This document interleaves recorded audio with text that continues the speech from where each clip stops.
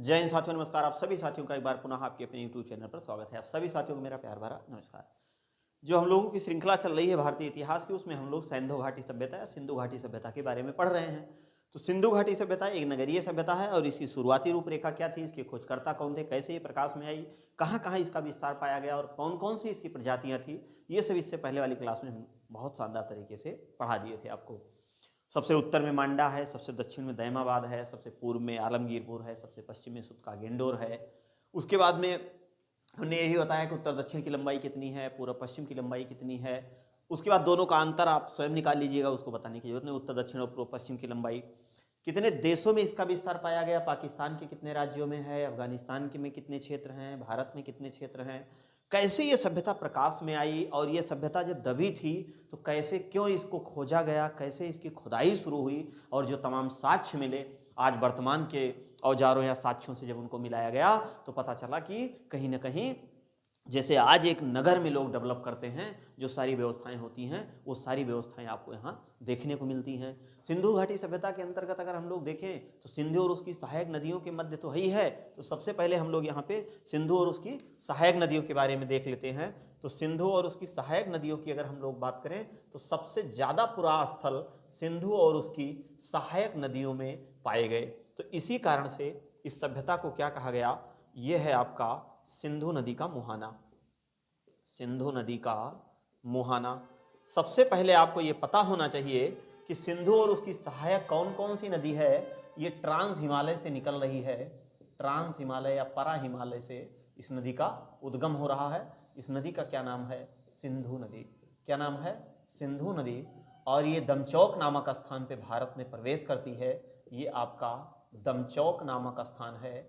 और ये चिल्लासा नाम से ये कहाँ चली जाती है, पाकिस्तान में चली जाती है, चिल्लासा नामक स्थान से। और ये आपका क्या है, पाकिस्तान है। और कराची के पास जो है ये अपना मुहाना बनाती है। कराची के पास, कराची के पास इसका मुहाना बनता है। कहाँ पे, तो अरब सागर में। अरब सागर में, अरब सागर में सिंधु नदी का मुहाना बनता है। और यहीं से ही ये नदी जो है ये इसके बाद जो है तमाम सहायक इसकी नदियां हैं। कौन कौन सी है, एक छोटी है चंद्र और एक नदी है भागा। ये तंडी नामक स्थान पर दोनों नदी मिल जाती है, तंडी नामक स्थान पर। फिर यहाँ से ये चिनाब के नाम से बहती हुई और जा करके सिंधु से मिल जाती है। ये जो सबसे मुख्य नदी है, इस नदी का नाम है इंडस रिवर, सिंधु नदी। और इसी के किनारे जितनी भी सभ्यताएं विकसित हुई उनको क्या नाम दे दिया गया, सिंधु घाटी की सभ्यता। और ये जो नदी है, इस नदी का नाम है चिनाव। क्या नाम है, चिनाव। ये आपकी है चिनाव नदी। और चिनाव नदी की अगर बात करें तो इसकी एक सहायक नदी है जिसका नाम है झेलम नदी।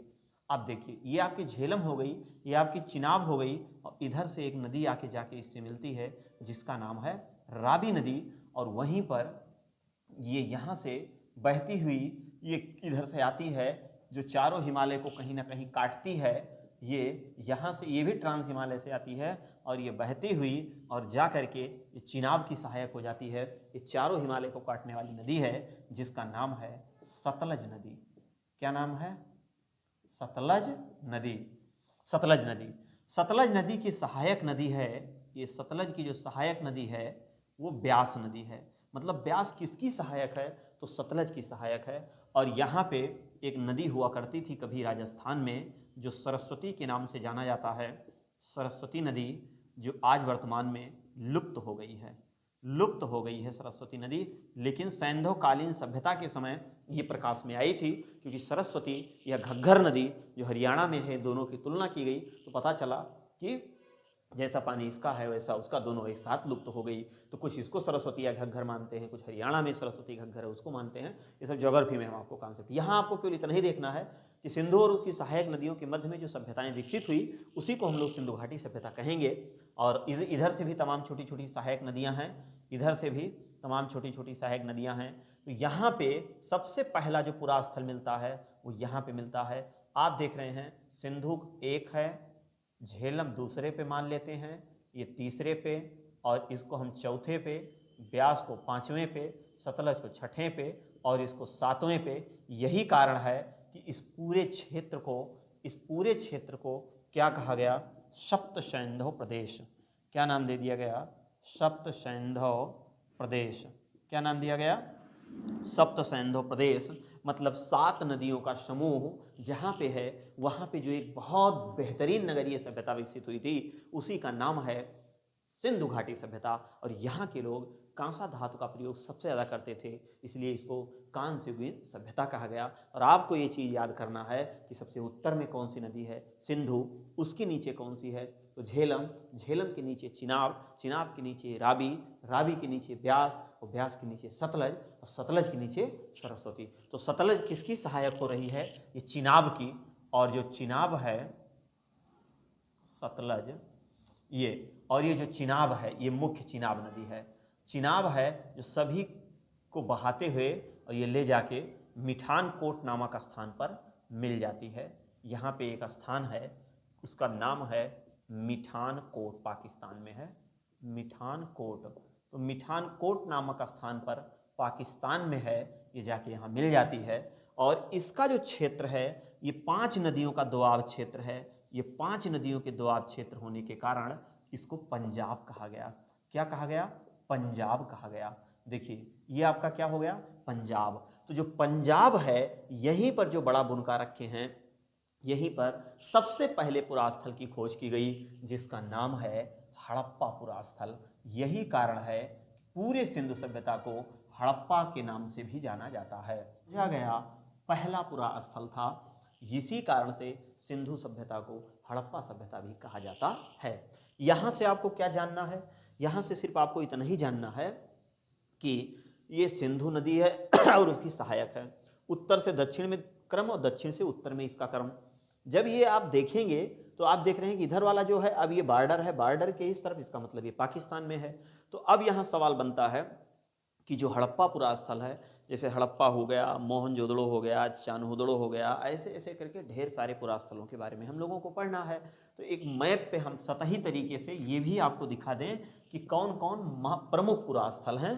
पहले एक मोटी मोटा आप इसको देख लीजिए, उसके बाद तब जो है आप और कुछ देखिएगा। देखिए ये आपको मेन जो है इधर ही बनाना है,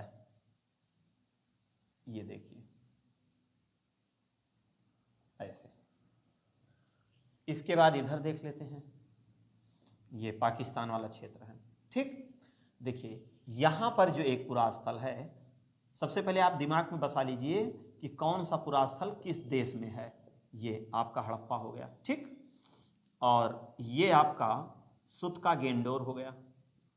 सुतका गेन, एक एक चीज हम आपको बताएंगे। सुतका गेंडोर। इधर आपका हो गया मोहनजोदड़ो। मोहनजोदड़ो, मोहनजोदड़ो। यहां पे हो गया चान्होदड़ो, चान्होदड़ो, चान्होदड़ो। देखिए ये हड़प्पा हो गया, सुतका गेंडोर हो गया, मोहनजोदड़ो हो गया, चान्होदड़ो हो गया। ये जितने पुरास्थल हैं आप कहाँ देख रहे हैं? पाकिस्तान में है। उसके बाद हम लोग राजस्थान में चले आते हैं। राजस्थान में आप देख लीजिए, कालीबंगा के बारे में पढ़ना है, कालीबंगा। गुजरात में चले आइए, धौलावीरा पढ़ना है, धौलावीरा। यहीं पर राखीगढ़ी भी पढ़ना है आपको, राखीगढ़ी। यहीं पर आपको लोथल भी पढ़ना है, लोथल। ये आपका राजस्थान में है तो भारत में, लेकिन भारत के कहाँ है? राजस्थान में। यहीं आपको उत्तर प्रदेश में आलमगीरपुर पढ़ना है, आलमगीरपुर। यहीं यूपी में ही मांडी आपको पढ़ना है, मांडीपुरा स्थल, मांडीपुरा स्थल। ये आपका दोनों कहां है? ये आपका दोनों उत्तर प्रदेश में है। उसके बाद आप सीधे महाराष्ट्र में आ जाइए, दैमाबाद पुरास्थल, दैमाबाद पुरास्थल। ये कहां पड़ेगा आपका? महाराष्ट्र में, महाराष्ट्र में। सिंधु सभ्यता का सबसे दक्षिणी पुरास्थल है ये, दक्षिणी पुरास्थल। ये सिंधु सभ्यता का सबसे दक्षिणी पुरा स्थल है। तो सिंधु सभ्यता का सबसे दक्षिणी, तो ये जो प्रमुख पुरा स्थल आप देख रहे हैं ये सब कहाँ आपको दिख रहे हैं? राखी लोथल हो गया, राखीगढ़ी हो गया, धौलावीरा हो गया, कालीबंगा हो गया, दहमाबाद हो गया, आलमगीरपुर हो गया, मांडी हो गया। और मांडा आपका कहाँ है? तो मांडा आपका जम्मू कश्मीर में है। देखिए इससे एकदम क्लियर हो रहा है कि कहाँ से मांडा पुरा स्थल, मांडा पुरा स्थल, ये आपका शॉर्टकट में इसको लिख देते हैं J&K में है, जम्मू कश्मीर में है। इसकी विशेषता क्या है? भारत का सबसे उत्तरी पुरा स्थल है, सबसे उत्तरी पुरा स्थल सिंधु सभ्यता का, सबसे उत्तरी पुरा स्थल सिंधु सभ्यता का सबसे उत्तरी पुरा स्थल मांडा आपका कहाँ है? जम्मू कश्मीर में। वही हरियाणा में चले जाइए, बनावली है आपका, बनावली, बनावली पुरा स्थल, बनावली पुरा स्थल, बनावली पुरा स्थल, बनावली पुरा स्थल। अच्छा राखीगढ़ी गुजरात में लिख दिए हैं, नहीं यहाँ ये नहीं है, सॉरी, ये आपका यही है हरियाणा में ही, राखी गढ़ी पुरा स्थल, राखीगढ़ी पुरा स्थल। ये दोनों आपके कहाँ हैं?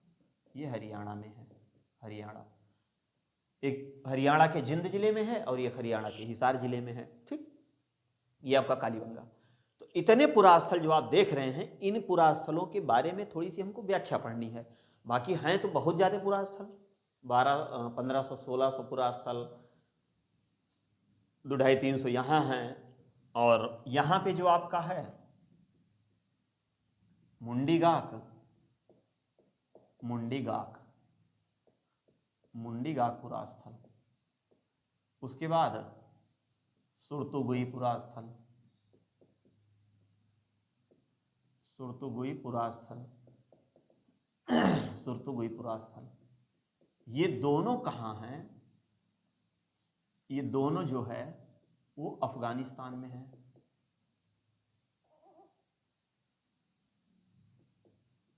अफगानिस्तान में, यही दो ऐसे हैं जो आपके अफगानिस्तान में हैं। बाकी इधर आप जो देख रहे हैं ये चारों, ये तो ये पाकिस्तान के प्रमुख पुरा स्थल हैं और यहीं पर ही सबसे पहले खोजे गए, पाकिस्तान में हैं, पाकिस्तान में स्थित हैं। ठीक, अब इसमें जो पहला पुरा स्थल खोजा गया उसका नाम है हड़प्पा पुरा स्थल, हड़प्पा। दूसरा जो खोजा गया उसका नाम है मोहनजोदड़ो, मोहनजोदड़ो। इसकी खोज होती है 1921 ईस्वी में और इसकी खोज होती है भैया 1922 ईस्वी में, 1922 ईस्वी में। तो भारत का मतलब पूरे सिंधु सभ्यता का, देखिए भारत का पहला खोजा गया, ये तो अभी बाद में हम लोग पढ़ेंगे। सबसे पहले हम यहाँ देखेंगे कि ये जो पाकिस्तान वाले पुरास्थल हैं, अभी एक एक पुरास्थल, जैसे हमने यहाँ क्या हेडिंग बनाया, हड़प्पा पुरास्थल, हड़प्पा किस नदी पर है, कौन सी खोज है, पूरा चित्र के माध्यम से कहाँ कहाँ से क्या क्या चीज़ें मिली, ये सब कुछ आपको बताएंगे। ठीक, आपको सिर्फ इतने देखना है कि यहाँ से सबसे पहले आप नदी देख लिए। अब आप कहेंगे आप तो हिस्ट्री पढ़ा रहे हैं तो नदी कहाँ से आ गया? अरे भाई, जब तक इसको नहीं समझे रहेंगे तब तक आप इसको नहीं समझ पाएंगे। वो रटने वाला कॉन्सेप्ट नहीं, अब क्वेश्चन का जो पूछने का तरीका है वो थोड़ा सा बदल गया। जब तक बहुमुखी ज्ञान आपको नहीं होगा, भले मान लो आप टीजीटी देने जा रहे हैं, उसमें आपका नागरिक शास्त्र और इतिहास का कॉम्बिनेशन बन रहा है, तो आप ये मत भूलिए कि हमको ज्योग्राफी नहीं पढ़ना है, हमारा काम। अरे हेरोडोटस ने कहा था इतिहास को भौगोलिक दृष्टि से और भूगोल को ऐतिहासिक दृष्टि से पढ़ना चाहिए। तो इससे आपको थोड़ा सा समझने में भी आसानी हो जाएगी और मैप के माध्यम से आपको समझ में भी आ जाएगा। हमने आपको कहा कि यही एक एग्जाम है जिसमें थोड़ा सा फेर, बाकी जीएस की दृष्टि से देखा जाए तो ज्योग्राफी हर जगह पूछी जाती है। ज्योग्राफी एक ऐसा विषय है जो हर जगह क्वेश्चन इससे मिलते रहते हैं। तो आप देख लिए कि कौन कौन पुरा स्थल कहाँ हैं, किसकी क्या स्थिति है। और ये जो आलमगीरपुर है, ये आलमगीरपुर ये सबसे पूर्वी पुरा स्थल है, सबसे पूर्वी पुरा स्थल है, सबसे पूर्वी पुरा स्थल है। और वहीं सुतका गेंडोर की बात करें तो सबसे पश्चिमी पुरा स्थल है। ये जो सुतका गेंडोर है ये सबसे पश्चिमी पुरा स्थल है, सबसे पश्चिमी पुरा स्थल है।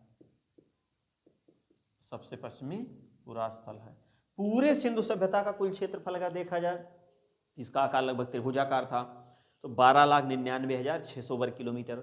मान लो कहीं 13 लाख भी लिखा मिल गया तो भाई 12,99,699 तो है ही है, 600 तक तो पहुंच ही गया है। थोड़े तो कम है तो वो उसके नज़दीक है, तो उस आधार पे उसको मान लिया जाता है कि हाँ इसका जो है कुल क्षेत्रफल लगभग 13 लाख वर्ग किलोमीटर है। उसी में थोड़ा सा घट रहा है, उसी में कुछ बढ़ रहा है, लेकिन आकार की बात करें तो ऐसे ही त्रिभुजाकार है। जो मिल रहा है, जो खोजा जा रहा है, वो इसी के अंदर ही खोजा जा रहा है, कहीं बाहर से नहीं। तो ये जो क्षेत्र हम आपको बताए हैं, यहाँ पे आप जो है आज़ादी से पहले क्या, जब आर्य भारत में नहीं आए थे तो उनसे पहले ये विकसित और नगरीय सभ्यता थी, जब यहाँ से खुदाई में ये सारे स्थान पता चले। पूरा स्थल का मतलब एक ऐसे प्राचीन स्थल जहाँ से आपको मनुष्य के रहने का, पूरे निवास स्थान का, पूरे गांव जवार का, पूरा गांव तो छोड़ दिए, पूरी शहरी व्यवस्था थी, इतनी सारी लोगों को जानकारी थी। तो सबसे पहले इसका स्क्रीनशॉट लीजिए, उसके बाद आगे चलते हैं। इसका आकार, हड़प्पा सभ्यता का आकार की अगर हम लोग बात करें तो इसका जो आकार है वो त्रिभुजाकार है, त्रिभुजाकार। कुल क्षेत्रफल इसका कितना है? कुल क्षेत्रफल 12,99,600 वर्ग किलोमीटर। ठीक, ये 12,99,000 की अगर हम लोग बात करें तो लगभग 13 लाख हम कह सकते हैं इसको। भाई 13 लाख तो कहा जा सकता है। दूरी या क्षेत्रफल का निर्धारण किसके द्वारा किया गया? निर्धारण यसार राव के द्वारा। यसार राव, इनका पूरा नाम क्या है? शिकारी रंगनाथ राव। शिकारी रंगनाथ राव। ये थे कौन भाई साहब? ये एक जो है इतिहासकार थे,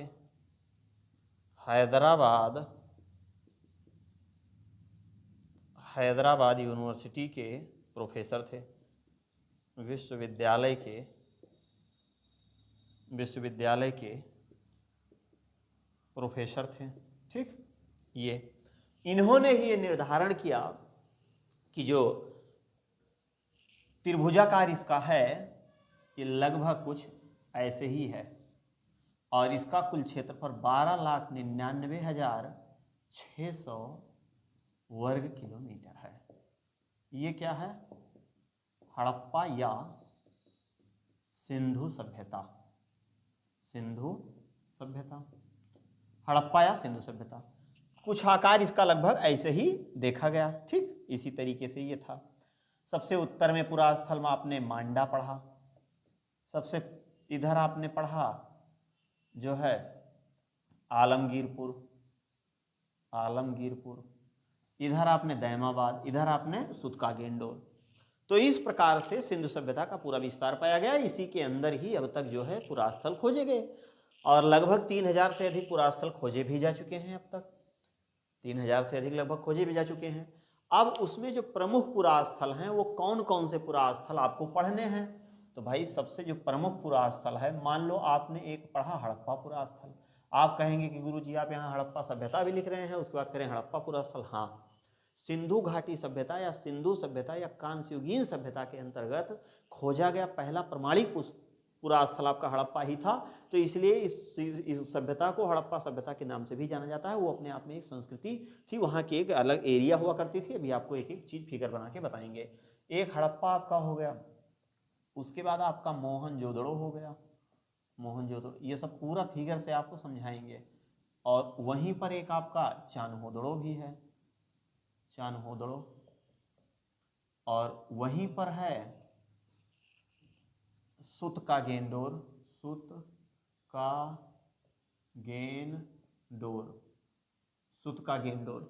ये पूरा स्थल है।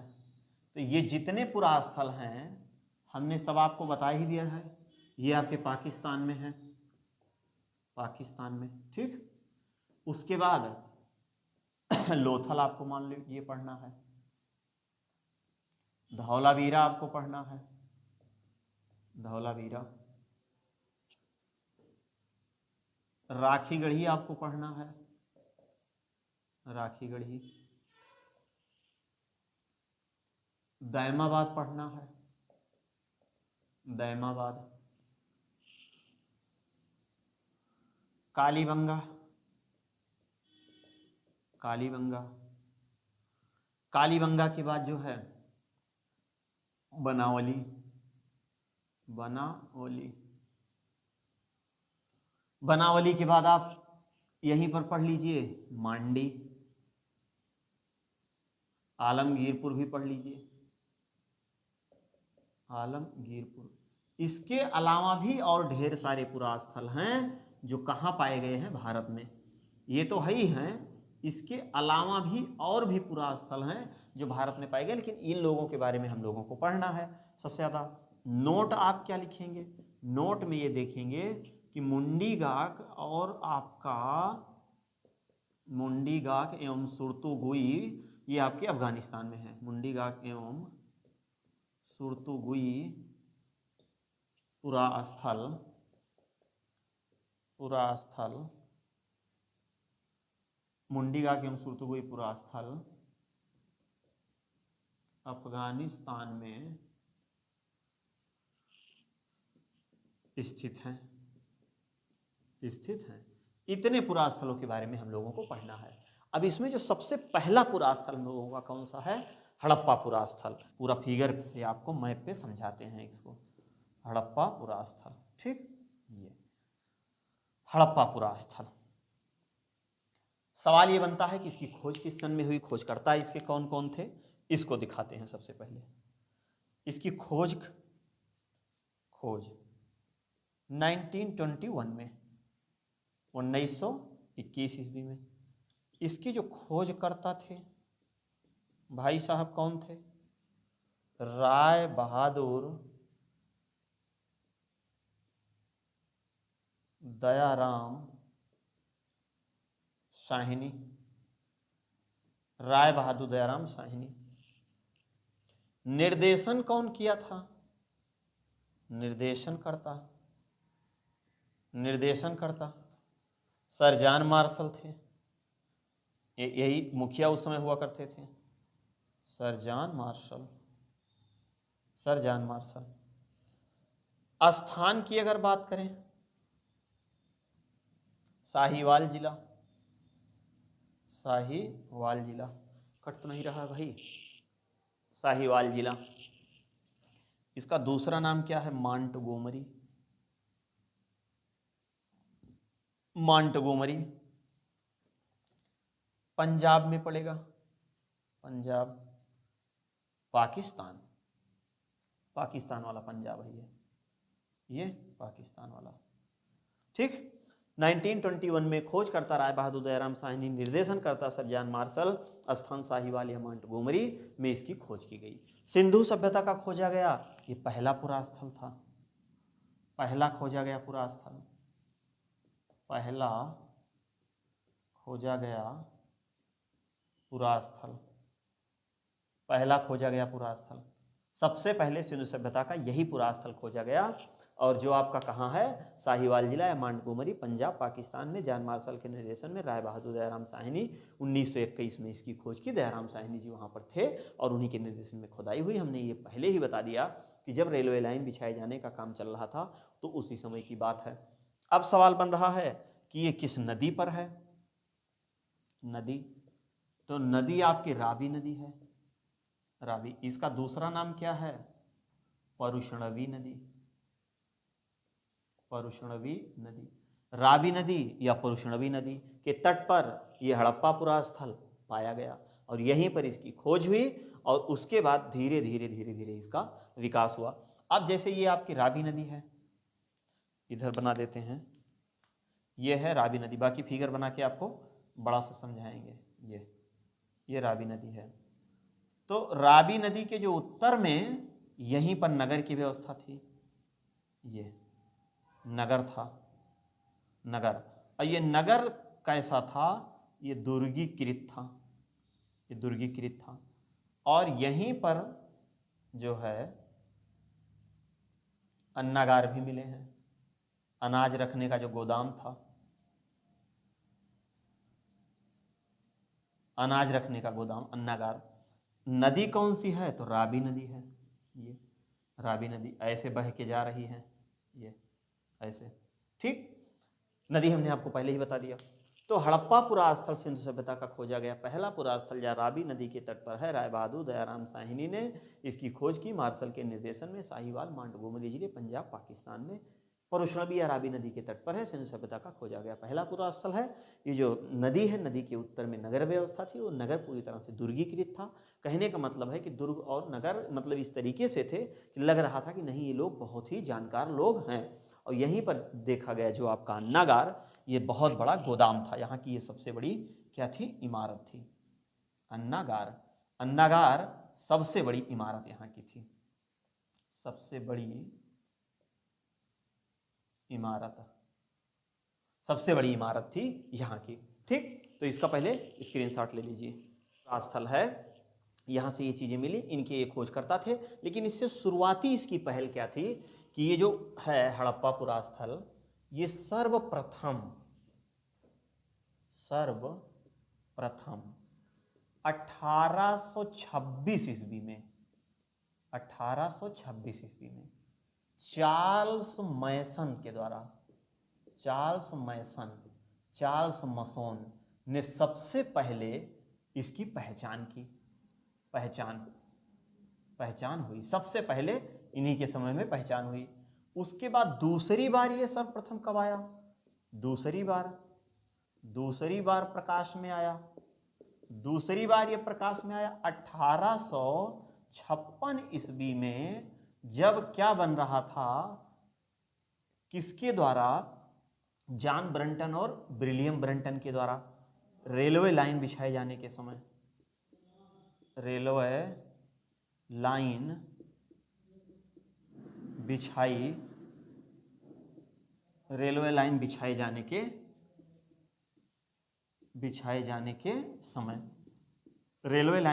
जाने के समय जो है ये 1856 में जॉन ब्रंटन और विलियम ब्रंटन जब थे, तो उसी समय ये दोबारा भी प्रकाश में आया। और तीसरी बार 1921 में सर जॉन मार्शल के निर्देशन में आया, ठीक। तो उसके बाद जॉन ब्रंटन और विलियम ब्रंटन आप यहां लिख सकते हैं, जॉन ब्रंटन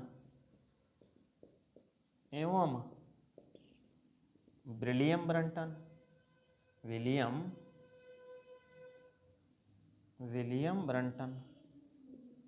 ब्रंटन, ठीक। उसके बाद तीसरी बार ये कब आया? तीसरी बार प्रकाश में, और तीसरी बार जाके इसका कंफर्मेशन हुआ। तीसरी बार ये आया 1921 ईस्वी में। इसकी पहचान किसने की? इसका जो सर्वेक्षण किसने किया?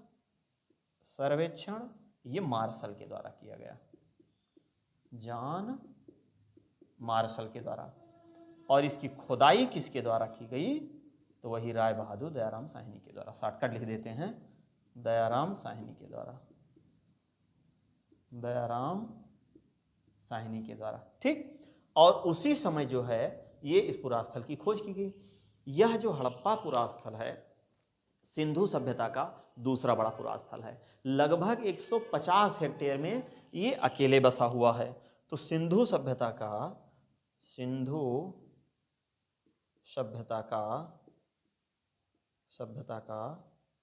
दूसरा बड़ा पुरास्थल है, दूसरा बड़ा पुरास्थल है, ठीक। इसका क्षेत्रफल की अगर लगभग बात करें, क्षेत्रफल तो लगभग 150 हेक्टेयर,